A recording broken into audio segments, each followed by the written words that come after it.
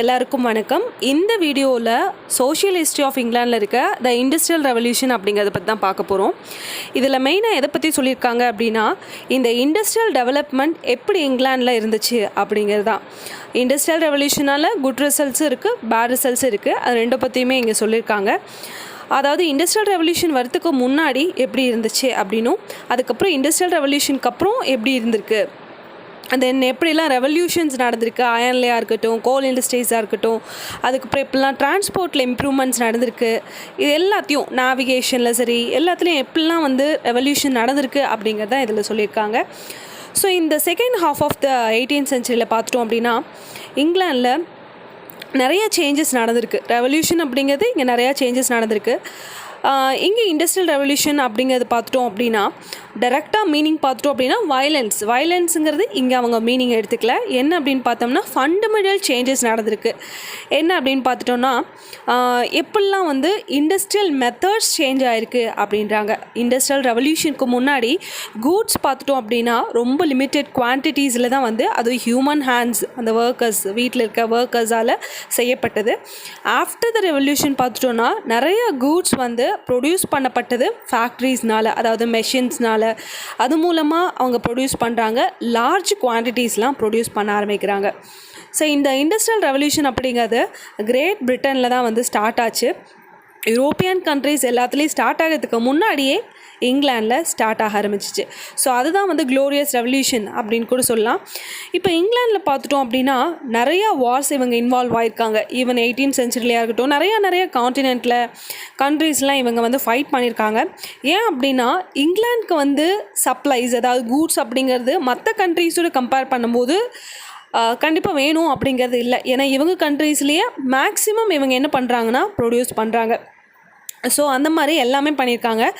Great பிரிட்டனில் எல்லா பிளேஸ்லேயுமே அவங்களோட வேர்ல்ட் ட்ரேடு கொண்டு போக ஆரம்பித்தாங்க.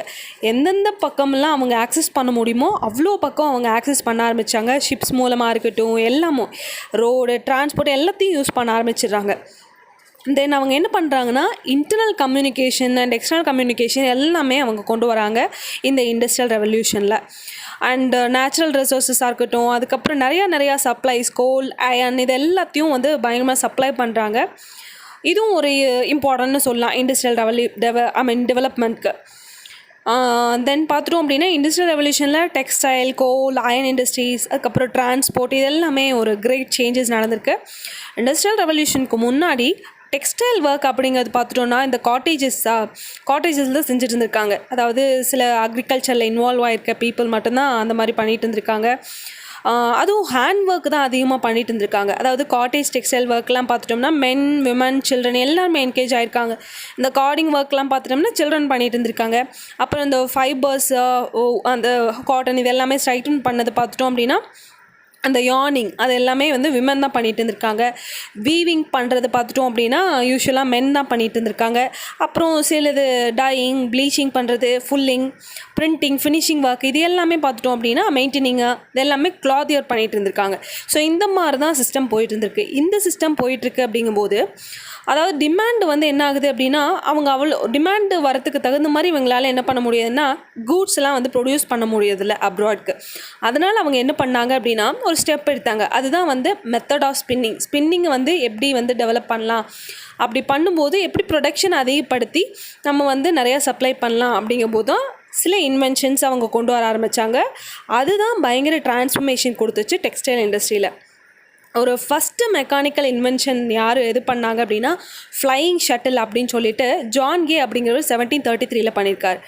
இது என்ன பண்ணியிருக்கு அப்படின்னா, இந்த மெக்கானிசம் வந்ததுனால ஒரு சிங்கிள் வீவரே எவ்வளோ தூரம் இருந்தாலும் அதை அவங்க வீவ் பண்ணிக்க முடியும் அப்படிங்கிற மாதிரி அவங்க கொண்டு வர ஆரம்பித்தாங்க. ஸோ அந்த வீவர்ஸும் பயங்கர என்கேஜாக இருந்துட்டு இருந்தாங்க. அதுக்கப்புறம் இதெல்லாம் நடந்தும்போது குவான்டிட்டி ஆஃப் யான் கொஞ்சம் கம்மியாச்சு.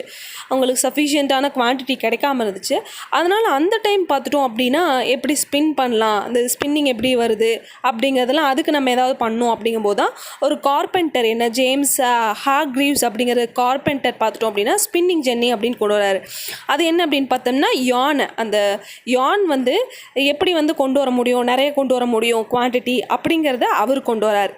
1769 பார்த்துட்டோம் அப்படின்னா இன்னும் பெட்டரான ஒரு மெஷின் கொண்டு வராங்க. யார் அப்படின்னா ரிச்சர்ட் ஆர்க்ரைட் அப்படிங்கிறவர் ஒரு பார்பர். அவர் பார்த்தோம்னா இன்னும் வந்து இந்த வாட்டர் பவர் இதை யூஸ் பண்ணி வாட்டர் ஃப்ரேம்னு ஒன்று கொண்டு வராரு. அது வந்து ஸ்பின்னிங் ஜென்னியை நல்லா யான் வந்து நல்லா ஸ்ட்ராங்கராக கொண்டு வரதுக்காக கொண்டு வந்தப்பட்டது. 1799 பார்த்தோம்னா சாமுவேல் கிராம்ப்டன் அப்படிங்கிறவர் ஜென்னி அண்ட் வாட்டர் ஃப்ரேம் இது ரெண்டையும் சேர்த்து மியூல் அப்படின்னு சொல்லி ஒன்று கொண்டு வராங்க. அது என்ன பண்ணணும் அப்படின்னா யான் வந்து நடுவில் பிரேக் ஆயிரும் இல்லையா, அது பிரேக் ஆகாமல் இருக்கிறதுக்காக கொண்டு வந்தது. நல்லா இன்னும் ஸ்ட்ராங்காக கொண்டு வர மாதிரி இந்த மாதிரிலாம் பண்ணும்போது அந்த யான் பார்த்தோம்னா நல்லா ஃபைனராக ஸ்ட்ராங்கராக வந்துச்சு, நல்லா ப்ரொடியூஸும் ஆச்சு. ஸோ இந்த டைமில் பவர் லூம் யார் பண்ணாங்க அப்படின்னா எட்மன் அப்படிங்கிறவர் அவர் வந்து மேட் பண்ணுறாரு. இது வந்து என்ன பண்ணுது அப்படின்னா வீவிங்கை ஸ்பீட் பண்ணுது. இந்த மாதிரி ஒவ்வொருத்தரும் ஒவ்வொரு இன்வென்ஷன்ஸ் பண்ண ஆரம்பிக்கிறாங்க. And middle of the 18th சென்ச்சுரியில் பார்த்துட்டோம் அப்படின்னா இந்த அயன் வந்து ரொம்ப இன்க்ரீஸ் ஆகிட்டு இருந்துச்சு. அப்புறம் 1779 வேர்ல்டு ஃபஸ்ட் அயன் பிரிட்ஜ் அப்படிங்கிறது வந்து பண்ணாங்க. ரிவர்ஸ் 7 அப்படிங்கிறதுல நடந்துச்சு. அதுக்கப்புறம் அயன் ட்ரேட் அப்படிங்கிறது வந்து கோல் இண்டஸ்ட்ரியோட கனெக்ட் ஆகிருக்கு, நிறையா டெவலப்மெண்ட்ஸ் நடக்குது அப்படின்றாங்க. இது மட்டும் இல்லாமல் அதாவது கோல் அண்ட் அயன் இண்டஸ்ட்ரி இதில் எல்லாமே வந்து நிறைய டெவலப்மெண்ட்ஸ் நடக்குது, நிறையா பிளேசஸ் நடக்குது. அதாவது South Wales, South Yorkshire, Tyneside regions இந்த மாதிரி பிளேசஸ் எல்லாத்துலேயும் எல்லாமே சேர்ந்து எல்லாம் சூப்பராக பண்ணுறாங்க. அண்ட் இன்வென்ஷன்ஸ் என்ன ஆகுது அப்படின்னா இந்த இன்வென்ட் பண்ணுற பீப்புளோட கனெக்ட் ஆகுது. அதுக்கப்புறம் அவங்க எப்படிலாம் மெத்தட்ஸ் கொடுக்குறாங்க அப்படின்னா லைக் நியூகமன் அண்ட் ஜேம்ஸ் வாட் அப்படிங்கிறவங்க எல்லாருமே கனெக்ட் பண்ணுறாங்க. இன் 1705 பார்த்துட்டோம் அப்படின்னா நியூகமன் அப்படிங்கிறவர் ஒரு ஸ்டீம் என்ஜின் கொண்டு வரார். அவர் என்ன பண்ணுவார் அப்படின்னா கோல் மைன்ஸ்லேருந்து எப்படி வந்து வாட்டர் எடுக்க முடியும் அப்படிங்கிற மாதிரி. அண்ட் 1763 பார்த்தோம்னா ஒரு யங் மேத்தமெட்டிக்கல் இன்ஸ்ட்ருமெண்ட் மேக்கர் அவர் வந்து ஜேம்ஸ் வாட் அப்படிங்கிறவர் வந்து பர்ஃபெக்டான ஒரு ஸ்டீம் என்ஜின் கொண்டு வராரு. ஸோ இது எல்லாமே இந்த ரெவல்யூஷன் வந்து டிரான்ஸ்போர்ட்லேயே நடக்க ஆரம்பிக்குது. என்ன அப்படின்னா ரொம்ப ஒரு எஃபெக்டிவான ஒரு ஹைவே அத்தாரிட்டிங்கிறதுலாம் இல்லாமல் தான் இருந்துச்சு ஹை ரோட்ஸில். ஸோ அதுக்கப்புறம் அவங்க என்ன பண்ணுறாங்கன்னா இந்த இண்டஸ்ட்ரியல் ரெவல்யூஷன் ஸ்டார்ட் ஆகிற டைமில் நிறையா கூட்ஸ் ப்ரொடியூஸ் பண்ணுறதுக்கு நம்மளுக்கு என்ன வேணும் அப்படின்னா ஒரு ரோடும் நல்லா வேணும், சிட்டி சைடில் போகிறதுக்கு இது எல்லாத்துக்கும் ரோடு நல்லா வேணும் அப்படின்னு சொல்லிட்டு 1750 பார்த்தோம்னா ஹண்ட்ரட்ஸ் ஆஃப் ரோடு ஆக்ட்ஸ் வந்து பாஸ் பண்ணாங்க. நல்ல ரோட்ஸ்லாம் வந்து ஃபார்ம் பண்ணும். அப்போ தான் நம்மளால் என்ன பண்ண முடியும்னா நிறையா டவுன்ஸ்லாம் ரீச் பண்ணி எல்லா கூட்ஸ்லாம் சப்ளை பண்ண முடியும் அப்படின்னு சொல்லிட்டு 1859 மேக்கடம் அப்படிங்கிறவர் பார்த்தோம்னா எப்படி ரோட் ட்ரைனிங் பர்ஃபெக்டான ஒரு ரோட் போடுறது அப்படிங்கிறதெல்லாம் பண்ணி 1840 22,000 மைல்ஸ் ஆஃப் குட் டர்ன்பிக் ரோட்ஸ் கொண்டு வந்திருக்காங்க இங்கிலாண்டில். அதுலேயே 8,000 டோல்கேட்ஸ் இருக்குது அப்படின்னு சொல்கிறாங்க. ஸோ இது மட்டும் இல்லை, அப்புறம் நேவிகேஷன்ஸும் ரொம்ப இம்பார்ட்டன்ட். அதாவது நேவிகேஷன் அப்படின்னா எந்த ரூட்டில் ரூட்டில் போடும்போது எந்த ரூட்டில் போகிறது, எப்படி போனால் ரொம்ப பக்கமாக இருக்கும் அப்படிங்கிறது. ஸோ அதை மாதிரிலாம் அவங்க என்ன பண்ண ஆரம்பித்தாங்கன்னா நிறையா ரூட்ஸ் எல்லாம் கண்டுபிடிக்க ஆரம்பித்தாங்க. அதாவது டியூக் ஆஃப் பிரிட்ஜ் வாட்டர் அப்படிங்கிறவர், அதாவது அவரை வந்து ஃபாதர் ஆஃப் இன்லேண்ட் நேவிகேஷன் கூட சொல்கிறாங்க. அவர் என்ன பண்ணுறாருன்னா நிறையா எப்படி கேனலோட நம்ம வந்து கனெக்ட் பண்ண முடியும் அப்படிங்கிறது எல்லாத்தையும் அவர் பார்த்து சவுத் யார்க்ஷயராக இருக்கட்டும், வெஸ்ட் மிட்லாண்ட்ஸ் எங்கெல்லாம் நம்ம சீக்கிரம் போக முடியும், எப்படி வந்து ஹோல் கண்ட்ரி வந்து அப்படியே ஸ்ப்ரெட் பண்ண முடியும் அப்படிங்கிறது எல்லாத்தையும் அவர் வந்து ஃபைண்ட் அவுட் பண்ணார். ஸோ இந்த மாதிரி கூட்ஸ் எல்லாம் எக்ஸ்சேஞ்ச் பண்ணுறது எப்படி, நம்மளோட கூட்ஸை சப்ளை பண்ணுறது அப்ராட்க்கு எப்படி, எல்லாத்தையும் ரொம்ப லார்ஜ் குவான்டிட்டிஸில் நம்ம சப்ளை பண்ணணும் அப்படிங்கிறதுக்கான நிறையா சொல்யூஷன்ஸ் கொடுத்தவங்க இவங்கெல்லாம். தென் ஜார்ஜ் ஸ்டீஃபன்சன் அப்படிங்கிறவர் பார்த்துட்டோம் அப்படின்னா ஃபஸ்ட்டு லோக்கோமோட்டிவ், அதாவது ஒரு என்ஜின், அதாவது ஃபஸ்ட் ரயில்வே லைன் அதாவது அதுக்கு வந்து ஒரு லோக்கோமோட்டிவ் கண்டுபிடிச்சவர். ஸ்டாக்டன் அண்ட் டார்லிங்டன் அப்படிங்கிறது பார்த்தோம்னா 1825 ஓப்பன் பண்ணியிருக்காங்க. லிவர்பூல் அண்ட் மான்செஸ்டர் அப்படிங்கிறது வந்து 1830 லிங்க் பண்ணியிருக்காங்க. லண்டன் அண்ட் பிர்மிங்ஹாம் 1838 ஸ்டீம் வந்து என்ன பண்ணியிருக்காங்க அப்படின்னா வாட்டர் டிரான்ஸ்போர்ட்டுக்கு யூஸ் பண்ணியிருக்காங்க. அதே மாதிரி ஃபஸ்ட்டு சக்ஸஸ்ஃபுல் ஸ்டீம் போட் அப்படிங்கிறது யூரோப்பில் வந்து பெல்ஸ் கமெண்ட் அப்படின்னு சொல்லியிருக்காங்க. அது வந்து கிளாஸோ அண்ட் க்ரீன் நாக் அப்படிங்கிற பிளேஸ்க்கு வந்து ரன் பண்ணியிருக்காங்க 1812. இந்த மாதிரி சர்வீஸை வந்து என்ன பண்ணுறாங்கன்னா நல்லா வந்து எஸ்டாப்ளிஷ் பண்ணுறாங்க. டியூப்ளின் அண்ட் ஹோலிஹெட்க்கு 1820 வந்து போயிருக்கு. இந்த மாதிரி ஸ்டீம் போட் வந்து லிவர்பூலுக்கு ரீச் ஆகிருக்கு அமெரிக்காவிலேருந்து கிளம்பி 1825. அண்ட் நியூயார்க் ரீச் ஆகிருக்கு பிரிட்டிஷ் ஐசில்ஸ்லேருந்து 1838. இந்த மாதிரி நிறையா ரிமார்க்கபிள் ப்ரோக்ரஸ் நடந்துகிட்ருக்கு இந்த ஓஷன் நேவிகேஷன்லேயும் பார்த்துட்டோம் அப்படின்னா. தென் இந்த இண்டஸ்ட்ரியல் ரெவல்யூஷன் பார்த்துட்டோம் அப்படின்னா good as well as bad ரிசல்ட்ஸ்ன்னு தான் சொல்லியிருக்காங்க.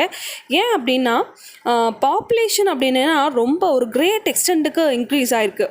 1710 பார்த்துட்டோம் அப்படின்னா 5.5 மில்லியன்ஸ் இருந்தது. 1750 6 மில்லியன்ஸ் அளவுக்கு ரீச் ஆகிருக்கு. ஒரு நெக்ஸ்ட்டு 50 இயர்ஸ்லேயே 50% இன்க்ரீஸ் ஆகிருக்குன்னு சொல்கிறாங்க. சென்சஸ் எடுத்து பார்த்தோம்னா 1801 9 மில்லியன்ஸ் இருந்த பாப்புலேஷன் 1851 டபுள் ஆகிருக்காங்க. மறுபடியும் 1901 இன்னும் டபுள் ஆகிருக்காங்க. அந்த மாதிரி நிறையா நடக்க ஆரம்பிச்சிருக்கு. மெனி நியூ இண்டஸ்ட்ரியல் டவுன்ஸ் வந்திருக்கு. ஷெஃபெல்டு, பர்மிங்ஹாம், மான்செஸ்டர், இது எல்லாமே லீட்ஸ் இந்த மாதிரிலாம் வந்திருக்கு. நிறையா ரேப்பிடாக க்ரோத் ஆகிருக்கு அப்படின்னு சொல்கிறாங்க. இது மட்டும் இல்லாமல் ஸ்மோக்கி டவுன்ஸ் நிறையா வந்திருக்கு அப்படின்றாங்க. அப்போது ஸ்மோக்கி டவுன்ஸ்னால் நிறையா பீப்புள் இருக்கும்போது ப்ராப்பர் சானிடேஷன் இருக்காது இல்லையா, அதனால் நிறையா டிசீஸஸும் வரும் இல்லையா, அது எல்லாமே நடக்க ஆரம்பிச்சிருக்கு. இந்த இண்டஸ்ட்ரியல் ரெவல்யூஷனுங்கிறது பேட் ரிசல்ட்டும் கொடுத்துருக்கு அப்படின்னு தான் சொல்கிறாங்க. அதனால் பட் சில நிறையா நியூ மெத்தட்ஸ் கொண்டு வரும்போது வெல்த் இன்க்ரீஸ் ஆகிருக்கு. கொஞ்சம் பீப்புளால் கம்ஃபர்டாகவும் ஹாப்பினஸாகவும் இருக்க முடியுது. ஆனாலும் அந்த ஓல்டு பர்சனல் ரிலேஷன்ஷிப்ஸ்லாம் பிரேக் ஆகுது. அதாவது எம்ப்ளாயருக்கும் எம்ப்ளாயிக்கும் உள்ள ஒரு ஃப்ரெண்ட்லியான டேர்ம்ஸ் இதெல்லாமே டிஸப்பியர் ஆகிருக்கு அப்படின்றாங்க. அதனால் இது குட் ரிசல்ட்ஸ் இல்லைன்னு சொல்ல முடியாது, குட் ரிசல்ட்ஸு இருக்குது. ஏன் அப்படின்னு பார்த்தோம்னா இங்கிலாந்து தான் workshop of the world அப்படிங்கிறதே இந்த டைமில் சொல்லப்பட்டிருக்கு. ஏன்னா அந்த ப்ரொடக்ஷன் ஆஃப் கூட்ஸ்லாம் அவ்வளோ லார்ஜ் ஸ்கேலில் எல்லா பக்கம் போயிருக்கு. அதுவும் இந்த மாதிரி லார்ஜ் ப்ரொடக்ஷன் இருக்கும்போது இங்கிலாண்டில் இருக்கிற மக்களுக்கெல்லாம் பார்த்துட்டோம்னா ரொம்ப கம்மியான விலைக்கு அவங்களுக்கு கிடைக்க ஆரம்பிச்சிருக்கு. ஸோ இது என்ன ஆகுது அப்படின்னா நிறையா டிமாண்ட்ஸ் குட்ஸ் வரும்போது நிறையா பேத்துக்கு எம்ப்ளாய்மெண்ட் கிடைக்கிற மாதிரியே இருந்திருக்கு. So good and bad things industrial ரெவல்யூஷனில் நடந்திருக்கு அப்படின்னு தான் சொல்லலாம்.